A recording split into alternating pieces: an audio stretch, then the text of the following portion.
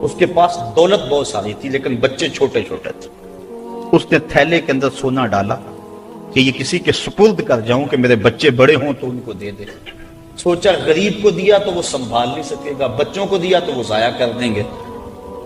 ایک دوست تھا اس کا امیر ترین، اس کو کہا کہ میاں یہ سونا اور تھیلا ہے، ساتھ وصیت نامہ لکھا، جب میرے بچے بڑے جوان ہو جائیں، بالغ ہو جائیں تو جو تیرا جی چاہے ان بچوں کو دے دینا. یہ اس نے وصیت کی اور وہ سب کچھ اس کے سپرد کیا. بچے جوان ہوئے، اس نے لوگوں کو بلایا، بچوں کو بلایا، سونا تھیلا سب کچھ سامنے رکھا، وصیت نامہ پڑھا. ان کے باپ نے جب مرتے ہوئے مجھے یہ سونا تھیلے میں ڈال کر دیا تو ساتھ یہ وصیت نامہ لکھ کر دیا کہ جب میرے بچے جوان ہوں گے جو تیرا جی چاہے بچوں کو دے دے. تو اس نے سونا اپنے پاس رکھ لیا اور خالی تھیلا بچوں کو دے دیا. اب سارے کہیں ظلم ہوا ہے، یتیموں کے ساتھ ظلم ہوا ہے، لیکن کریں کیا کہ وصیت نامہ ہی ایسا تھا، نہ عدالتی چارہ جوئی ہو سکتی ہے، نہ اس کو کہا جا سکتا ہے. سارے کہیں ظلم ہوا. علماء سے پوچھا، کہا ظلم ہوا، لیکن کیا کہا جا سکتا ہے؟ وصیت نامہ کے اندر بات ہی ایسی تھی کہ اس نے زیادتی کی ہے اور سب کچھ خود رکھ لیا.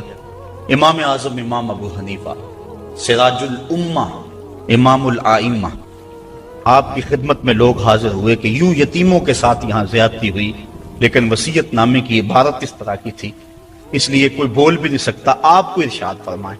کہا دوبارہ سب لوگوں کو جمع کر لو، اسے بھی بلا لو، بچوں کو بھی بلا لو. بلا لیا گیا. کہا میاں وصیت نامہ پڑھو. وصیت نامہ پڑھا گیا کہ یہ سونا ہے، تھیلے میں ڈال کے تجھے دے رہا ہوں، جب میرے بچے جوان ہو جائیں گے جو تیرا جی چاہے وہ بچوں کو دے دینا.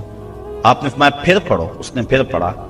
کہا اب تم بتاؤ تمہارا جی سونے کو چاہ رہا ہے یا تھیلے کو چاہ رہا ہے؟ اس نے کہا میں تو سونا رکھنا چاہتا ہوں. کہا وصیت نامہ پڑھو. وصیت میں ہے جب بچے جوان ہوں گے جو تیرا جی چاہے وہ بچوں کو دے دے. اب تیرا جی تو سونے کو چاہ رہا ہے اور وصیت میں لکھا بھی یہ ہے کہ جو تیرا جی چاہے وہ بچوں کو دے دے، لہٰذا سونا دینا، بچوں کو تھیلا رکھ خود. تو امام اعظم نے اس طرح ان یتیموں کی مدد فرمائی تو کہا لن تنالوا البر حتی تنفقوا مما تحبون، تم اتنی دیر تک نیکی کی حقیقت کو نہیں پہنچ سکتے جب تک اس کو تم اللہ کی راہ میں خیرات نہ کرو جس کو تم خود پسند کرو. اللہ مما تحبون، تو انسان اس کو راہ خدا میں خیرات کرے جس کو خود پسند کرتا ہے. اور آگے فرمایا وَعَلَمُوا، اور جان لو ان اللہ غنی حمید، اللہ غنی بھی ہے اور سراہا ہوا بھی ہے. اسے تمہارے مالوں کی ضرورت نہیں ہے، وہ ان غریبوں کو خود بھی تو دے سکتا تھا نا. تمہاری ڈیوٹی لگائی کہ تم دینا، وہ خود بھی تو دے سکتا تھا، لیکن یہ تمہاری آزمائش، ان کی آزمائش اور تمہاری آزمائش. اب دیکھتے ہیں کون اپنی آزمائش میں پورا نکلتا ہے. الشیطان یعدکم الفقر ویامرکم بالفحشاء، شیطان تمہیں اندیشہ دلاتا ہے محتاجی کا. اگر تم نے اللہ کی راہ میں دیا تو تم محتاج ہو جاؤ گے، تمہارے پاس اتنی دولت نکل جائے گی. وَيَأْمُرُكُمْ بِالْفَحْشَاءِ، اور تمہیں بے حیائی کا حکم دیتا ہے. بے حیائی سے یہاں مراد علماء تفسیر فرماتے ہیں بخل ہے، کنجوسی ہے. اور کنجوسی کو بے حیائی اس لیے کہا گیا کہ اس سے بڑی کیا بے حیائی ہوگی کہ غریب نانے شبینہ کو ترستا ہو اور امیر دولت کو سنبھال کے بیٹھ جائے. یہ بے حیائی نہیں ہے تو اور کیا ہے. امام غازی تفسیر کبیر کے اندر اسی آیت کریمہ کے تحت 5-6 چیزیں بیان فرمائی کہ صدقہ کب چھپا کے دینا چاہیے اور کب ظاہر دینا چاہیے.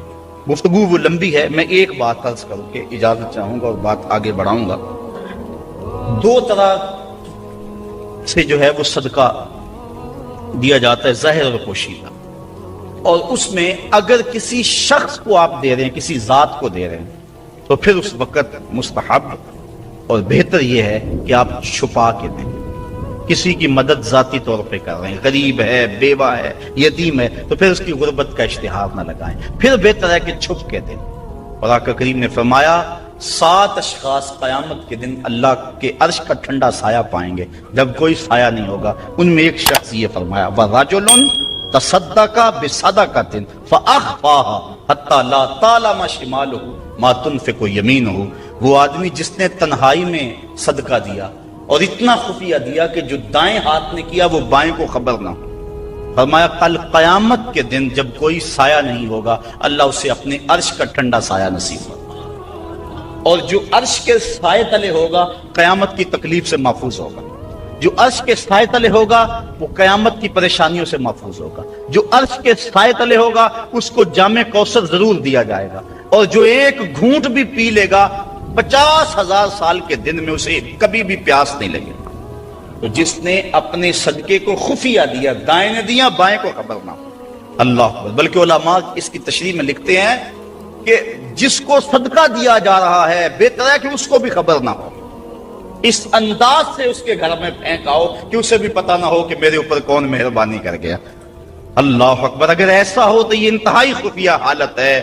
اللہ اکبر اللہ اکبر۔ تو کہا کہ اگر تم صدقہ خفیہ دو تو وہ بھی تمہارے لیے بہتر ہے، اور اگر تم ظاہر دو تو ظاہر دینا کس وقت مستحب ہے، جس میں کسی شخص کی ذات کا معاملہ نہ ہو۔ مثال کے طور پہ مسجد کے لیے فنڈ مانگا جا رہا ہے، دارالعلوم کے لیے مانگا جا رہا ہے، کسی ہاسپٹل کے لیے مانگا جا رہا ہے، کسی اور رفائی کام کے لیے مانگا جا رہا ہے، لہٰذا وہاں آپ اس نیت سے کہ اگر میں اٹھ کے اعلان کروں گا تو میرے دیکھا دیکھی کئی اعلان کریں گے، لہٰذا مدد ہو جائے گی۔ تو آقا کریم نے ایک مرتبہ جہاد کے لیے فنڈ مانگا تو ایک صحابی نے جلدی سے آغاز کر دیا، اس کو دیکھنے سے باقی بھی اٹھ کھڑے ہوئے۔ تو آقا کریم نے اس وقت فرمایا تھا من سنہ فی الاسلام میں سنتن حسنتن فلہ اجرہا، جس نے اسلام میں ایسے اچھے طریقے کو رائج کیا اللہ تعالیٰ اس کو اس کا اجر عطا فرمائے گا، اور اس کے دیکھا دیکھی جس نے اس کام کو کیا اللہ اس کا اجر بھی اسے عطا فرمائے گا۔ تو اس نیت سے اگر ظاہر کر لیا جائے تو وہ زیادہ فضیلت والا ہے۔ دوسرا، اگر آپ خفیہ کی بجائے اعلانیہ کرتے ہیں تو اس سے آپ کے نفس پر ریاکاری کا امکان پیدا ہو جاتا ہے، تو پھر بہتر یہ ہے کہ ریاکاری سے بچنے کے لیے خفیہ صدقہ کیا جائے تاکہ اللہ تعالیٰ آپ کے اس عمل کی برکت آپ کو نصیب فرمائے، ورنہ ایسا ہوگا کہ ریاکاری سے سب کچھ برباد ہو جائے گا۔ آگے ارشاد فرمائے وَيُكَفِّرُ عَنْكُم مِّن سَيِّئَاتِكُم، اگر تم اللہ کی راہ میں چھپ کے یا ظاہر صدقہ کرو گے تو اللہ کے نزدیک وہ بہتر ہے، اور وہ اس سے تمہارے گناہوں کو اتار دے گا، یعنی صدقہ دینے سے جو ہے وہ گناہ مٹتے ہیں۔ واللہ بما تعملون خبیر، اور جو تم کر رہے ہو اللہ اس کو دیکھ رہا ہے، نہیں کسی نے دیکھا، جس کو تم نے دیا اس نے بھی نہیں دیکھا، کسی کو نہیں کانوں کان خبر ہوئی، لیکن جس کے لیے دے رہے وہ تو دیکھ رہا۔ اللہ اکبر۔ یہ اپنی اپنی نیت پر منحصر ہے کہ کس کی نیت کیا ہے۔ لیس علیک ہداہم ولکن اللہ یہدی من یشاء، اے حبیب آپ کے اوپر لازم نہیں ہے کہ ان کافروں کو جو ہے وہ آپ ہدایت دیں، بلکہ اللہ جس کو چاہتا ہے ہدایت دے دے۔ یہ کفار کو صدقہ دینے کے جواز پر آیت نازل ہوئی۔ صحابہ صدقہ اپنا دیتے تھے، اپنوں کو مسلمانوں کو بھی، لیکن ان کے رشتہ دار کافر بھی ہوتے جو پریشان ہوتے، تو دل میں آتا یہ کافر ہیں، تو اللہ تعالیٰ نے اجازت دی کہ ان کو بھی آپ دے سکتے ہیں۔ تو کافر کو صدقہ واجبہ نہیں لگتا، یعنی زکوٰۃ نہیں لگتی، صدقہ فطر نہیں لگتا، اور جو منت کا جو صدقہ ہے وہ نہیں لگتا، واجبہ نہیں لگتا، نافلہ صدقے جو ہیں ویسے تعاون کر دیا جائے تو وہ اس کو لگ جاتا ہے۔ اس کی دلیل قرآن مجید کی یہ آیت ہے۔ وَمَا تُنْفِقُوا مِنْ خَيْرٍ فَلِأَنفُسِكُمْ، اور تم جو اچھی چیز دو تو تمہارا ہی اس میں بھلا ہے، فائدہ تمہیں ہی ہوگا، تمہارا ہی بینک ہے۔ وَمَا تُنْفِقُونَ إِلَّا ابْتِغَاءَ وَجْهِ اللَّهِ، اور تمہیں خرچ کرنا مناسب نہیں مگر اللہ کی رضا چاہنے کے لیے۔ وَمَا تُنْفِقُوا مِنْ خَيْرٍ يُوَفَّى إِلَيْكُمْ، اور جو مال تم خدا کی راہ میں دو گے اس کا تمہیں پورا پورا اجر ملے گا۔ وَأَنْتُمْ لَا تُظْلَمُونَ، تمہارے سے ظلم نہیں کیا جائے گا، جدیا اس کا پورا پورا اجر ملے گا۔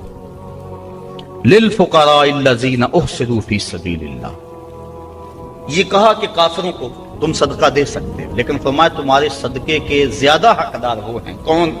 للفقراء الذین، وہ فقیر لوگ، احسروا فی سبیل اللہ، جو اللہ کی راہ کے اندر رکے ہوئے۔ اس سے مراد احسروا فی سبیل اللہ سے مراد مفسرین نے اصحاب صفہ لیے ہیں۔ یہ 400 کے قریب صحابہ تھے، 300 سے لے کر 400 تک ان کی تعداد مختلف روایات میں آئی ہے، جو مسجد نبوی میں رہتے تھے۔ ان کا نام کوئی گھر تھا نہ ان کے اہل تھے، بس سارا دن مسجد نبوی میں رہتے۔ حضور نے ان کے لیے ایک چبوترا بنوا دیا جس کو صفہ کا چبوترا کہا جاتا ہے، تو وہ اس پہ بیٹھے رہتے، حضور کے انتظار میں رہتے۔ آقا کریم آتے تو وہ حضور سے دین سیکھتے، بلا تعین اوقات حضور سے دین سیکھتے، کسی غزوے پر حضور ان کو چاہتے تو ساتھ لے جاتے، کسی سرایہ پہ بھیجتے تو وہ حضور کے حکم کی جو ہے وہ تعمیل کرتے، زیادہ کوشش کرتے کہ وہ لکڑیاں اکٹھی کر کے ان کو بیچ کر اپنے پیٹ کا گزارا کرتے، لیکن مصروفیت چونکہ تعلیم دین میں تھی تو وہ کمائی نہیں کر سکتے تھے۔ اللہ تعالیٰ جل شانہ نے یہاں باقاعدہ یہ بات ارشاد فرما دی، لا یستطیعون ضربا فی الارض، وہ زمین پر چل نہیں سکتے، یعنی باقاعدہ وہ کاروبار نہیں کر سکتے کیونکہ وہ دین کے علم کے لیے رکے ہوئے ہیں۔ کہا تمہارے صدقے کے زیادہ حقدار یہ طلباء ہیں، دین والے لوگ جو سب کچھ چھوڑ کے دین سیکھ رہے ہیں۔ یحسبهم الجاہل اغنیاء من التعفف، سوال نہ کرنے کی وجہ سے اس کو ناواقف آدمی سمجھتے ہیں یہ تو بڑے ٹھیک ٹھاک ہیں، یہ تو غنی ہیں، کیونکہ ہر بندہ اندر نہیں جھانک سکتا۔ وہ کیا کسی نے کہا تھا نا، ہستی پلکوں کے نیچے غم بھی پلتے ہیں، ہستی پلکوں کے نیچے غم بھی پلتے ہیں، مگر کون دیکھتا ہے اتنی گہرائی میں۔ تو وہ بظاہر ان کے چہرے مورے ایسے ہیں کہ لگتا یہ ہے کہ یہ بڑے ٹھیک ٹھاک، ضرورت ہی نہیں ہے، لیکن مالداروں کے اوپر لازم ہے کہ ان کو بھی تلاش کریں جو مانگتے نہیں اور ان کے گھر جا کے ان کی اعانت کر کے آئیں۔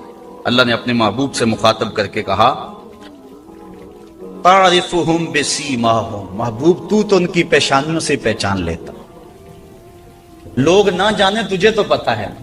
حضرت ابو ہریرہ رضی اللہ تعالیٰ عنہ باہر آ کے بیٹھ گئے، کہتے مجھے بھوک بڑی لگی ہوئی تھی اور اتنی بھوک کہ گزارا نہیں ہو رہا تھا، بیٹھا نہیں جا رہا تھا۔ میں نے کہا کوئی آدمی گزرتا میرے چہرے کو دیکھ کے پہچان لے گا۔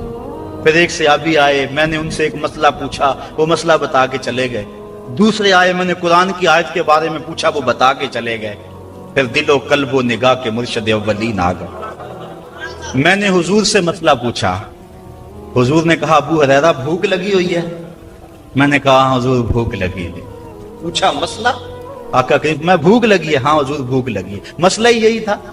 کہتے ہیں آ جاؤ میرے ساتھ آ جاؤ۔ پھر وہ روایت آپ علماء سے سنی کہ حضور اندر چلے گئے، اجازت دی۔ حضرت ابو ہریرہ فرماتے ہیں میں دیکھا دودھ کا ایک پیالہ پڑا، کہا ابو ہریرہ جاؤ جو صفہ پہ بیٹھے ان کو بھی بلا لاؤ۔ میں سوچا وہ تو 70 ہیں اور دودھ کا پیالہ ایک، لیکن حضور کا حکم تھا، میں بلا لایا۔ کہا اب ان کو پلاؤ۔ کہا پریشان تھا لیکن جب پہلے نے پیا ذرا بھی کم نہ ہوا۔ میں سمجھ گیا حوض کوثر کی نہروں سے کنیکشن جڑ گیا۔ کہا کہ ان سب کو پلاؤ۔ کہا ایک نے پیا، پھر دوسرے نے پیا، 70 آدمی دودھ پی گئے۔ اللہ اعلیٰ حضرت فرماتے ہیں ہاں جناب ابو ہریرہ کیسا تھا وہ جام شیر جس سے 70 سالوں کا دودھ سے منہ بھر گیا۔ اللہ اکبر۔ کہتے ہیں پھر حضور نے مجھے پلایا، کہا اور پیو اور پیو، حتیٰ کہ میں سراب ہوا، حضور اب نہیں پیا چاہتا۔ پھر آقا کریم وہ پیالہ لیا۔ استاذ المکرم فرمایا کرتے تھے یہ تو دیکھتے ہو کہ ایک دودھ کا پیالہ 70 کے لیے کافی ہو گیا، یہ بھی تو دیکھو کونین کا سردار اور 70 کا جوٹا پی رہا۔ اس پہلو پہ بھی ذرا نظر جائے۔ اللہ اکبر۔ تو کہا محبوب تم تو جانتے ہو ان کے چہروں سے، اللہ اکبر، کہ وہ لوگوں سے سوال نہیں کرتے۔ لا یسألون الناس الحافا، وہ لوگوں سے لپٹ کر سوال نہیں کرتے، بڑے خوددار ہوتے ہیں۔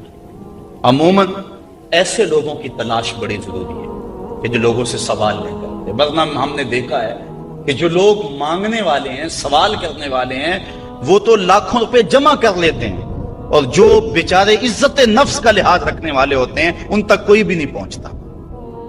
آپ دیکھ لیں اپنے معاشرے کے اندر سروے کر کے دیکھ لیں، یہ ہماری ذمہ داری ہے محروم تک بھی پہنچنا اور سائل تک بھی پہنچنا۔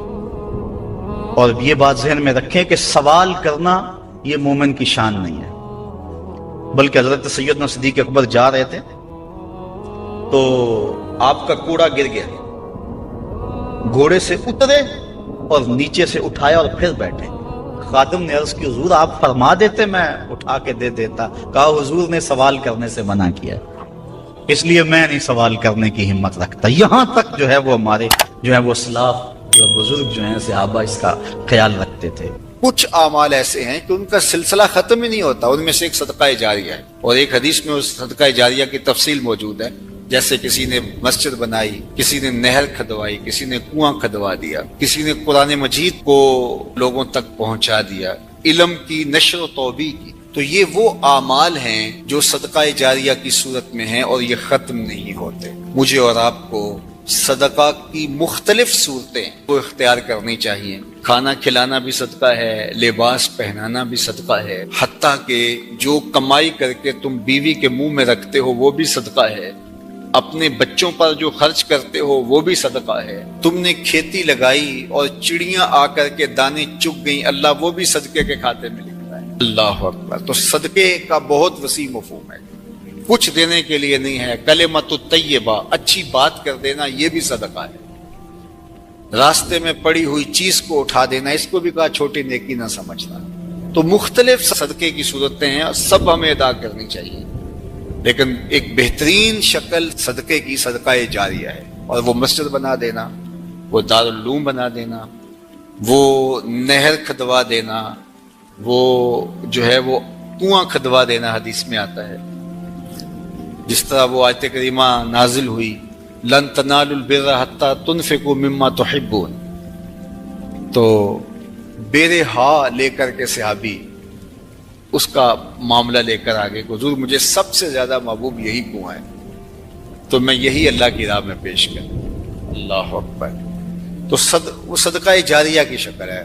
دور موجود کے اندر جن علاقوں میں پانی نہیں ہے، آر او پلانٹ وہاں لگا دینا، یہ کنواں کھدوانے کا دور موجود کے اندر ایک منظم طریقہ ہے.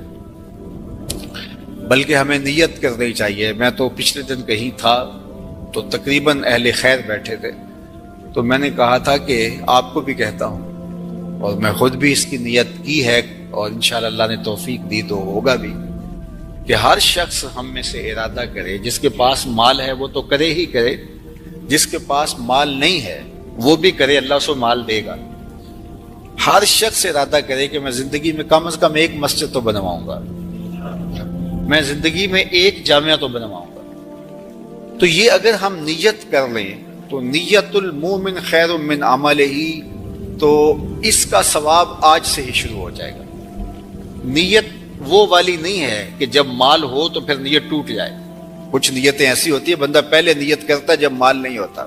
ایک واقعہ مشہور ہے کہ ایک آدمی چڑھا اس کے اوپر کھجور کے اوپر توڑنے کے لیے، تو وہاں ایک سانپ بیٹھا ہوا تھا. تو اسے نہیں پتا تھا، جب خوشے کو ہاتھ ڈالنے لگا تو ایک خوفناک سانپ دیکھا تو ڈر گیا اور فوری نیچے سرکنے لگا اور کہا اللہ اگر اس سانپ کے قہر سے تو مجھے بچا لے تو تیری راہ میں اونٹ خیرات کروں گا. اور نیچے سرکنا شروع کیا. 10 15 20 فٹ نیچے ہو گیا، لیکن وہ ابھی بھی اس کی طرف غسیلی نظروں سے دیکھ رہا تھا. لیکن کچھ تھوڑا سا محفوظ ہو گیا. کہا مالک اگر تو مجھے اس سے بچا لے تو تیری راہ میں اونٹ خیرات کروں گا. یوں اترتے اترتے نصف تک آ گیا اور سانپ کا خطرہ بھی ٹلا نہیں ہے.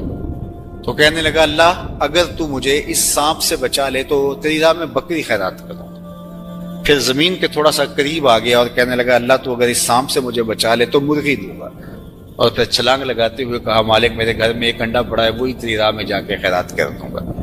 تو اونٹ سے چلا اور معاملہ انڈے تک پہنچا. یہ صادق النیہ نہیں ہے. اللہ کے محبوب علیہ السلام نے حضرت ابو کبشہ الانماری سے ایک روایت ہے، اس میں فرمایا لوگ 4 طرح کے، ان میں سے دوسری قسم کے لوگوں کا ذکر فرمایا وَرَجُلٌ رَزَقَهُ اللَّهُ عِلْمًا وَلَمْ يَرْزُقْهُ مَالًا. وہ شخص جس کے پاس مال نہیں ہے لیکن اللہ اس کو شعور دیا ہے، فہم دیا ہے، علم دیا ہے. آگے لفظ ہے فَهُوَ صَادِقُ النِّيَّةِ، لیکن وہ نیت کا بھی سچا ہے. وہ کہتا ہے کہ اگر میرے پاس مال ہوتا لَعَمِلْتُ بِعَمَلِ فُلَانٍ، تو جو مالدار لوگ اللہ کی راہ میں خرچ کر رہے ہیں میں بھی ایسے ہی کرتا. اور وہ ایسے اوپر سے نہیں کہہ رہا جب مال آ جائے تو پھر جائے. فرمایا وَهُوَ صَادِقُ النِّيَّةِ، وہ نیت کا سچا ہے. اگر مال آتا تو کرتا. آقا کریم نے فرمایا کہ کل قیامت کے دن اس نے کیا کچھ نہیں ہے، لیکن جب اعمال تولیں گے تو یہ بھی اس سخی کے ساتھ ہی کھڑا ہوگا، یہ بھی افضل المنازل. تو نیت کر لینی چاہیے کہ صالح اعمال بجا لائیں، صدقہ کریں. اور صدقہ جاریہ میں مجھے آپ کو سچے دل سے اگر اللہ نصیب کر دے تو پھر یہ کوئی مشکل نہیں ہے، اور یہ سب کچھ یہاں رہ جانا ہے.